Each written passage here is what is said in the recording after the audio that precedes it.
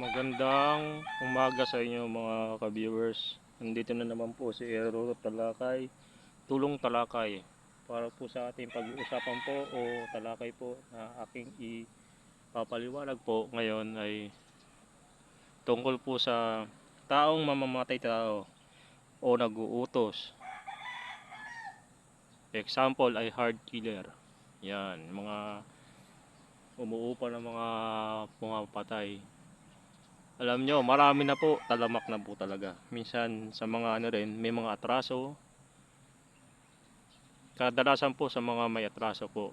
Yan, mga hard killer, mga pumapatay, nakakapatay dahil sa galit, inggit, puot, at mawala sa landas nila.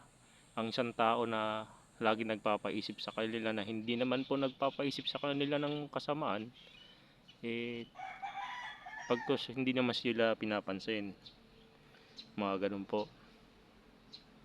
Alam nyo, mapakasama po talaga ng mga pumapatayan ng tao. Masama po talaga yan. Yan, mga hard killer, galit, siga, magari-arian, pumapatay, inggit, puot, imbot. Yan ay isa pong masama pong ano yan.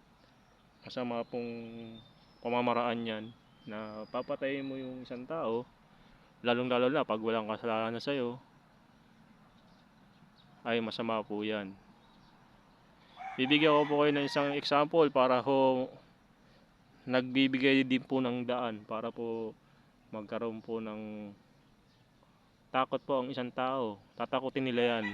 Ang gagawin nila niyan ay tatambay-tambayan muna sa harapan ng bahay, mga ganon. At minsan may mga nakamotor, minsan ganon, yung mga pananakot. May mga teknikan sila dyan para madali nilang malaman kung natatakot nga ang isang tao. Aminado naman lahat ay natatakot sa mga ganun. Siyempre kaduda-duda naman yung mga ganung bagay, di ba? Lahat po, kaduda-duda po 'yun. Pero masama po 'yun.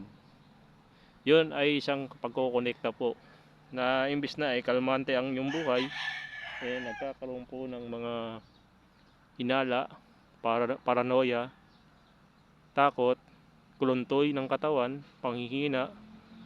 Kaya po masama po 'yan. Kahit hindi pa po napapatay ang isang victims. Yun po yun. Alam nyo, magdasal lang po sa Panginoon. Talaga.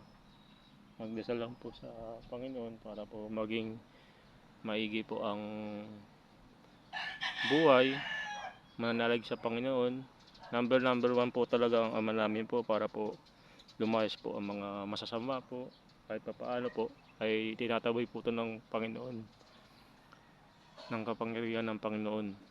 Kaya po dapat po talaga magdasal po talaga. Pero hindi lang po dapat po talaga magdarasal po kayo ng aman namin. Hindi po kayo dapat po magdarasal po ng mga ganyang bagay po. Kailangan din meron din kayong pambelta sa isip. Kailangan din na kahit papaano i-judgmental nyo rin ang taong gumagawa sa inyo ng kasamaan. Ganun po yun. Kasi kung puro dasal lang tayo, puro protection lang tayo, eh aabusuin tayo niyan, hindi tayo nakakaganti. Tatawa lang sila ng tatawa. Ganun po yun. Pero sa mata po ng Panginoon, alam po yan, wala pong lihim na hindi nabubunyag po. Ay lahat po yan ay may kaparusahan po. Matinding kaparusahan po ang pagpatay po ng kapwa nila. Lalong lalo na yung mga imbot at inggit at nakakasagabal sa kanilang kahit di naman sila pinapasagasaan. Matindi po ang kaparusahan dyan. Unang-una pong kaparusahan dyan, hindi po to sa bibig ko po nagsabi, eh talaga pong sa asupre po talaga mapupunta ang mga pumapatay po. Meron po pa po niyan ay kinukuryente po ng bilyong-bilyong voltahe. Meron po niyan at tinatalian po ng apoy sa mga katakatawan. At higit sa lahat niyan, hindi ka mamamatay doon. Immortal ka doon. Pahihirapan ka ng gusto hanggang sa magsisi ka.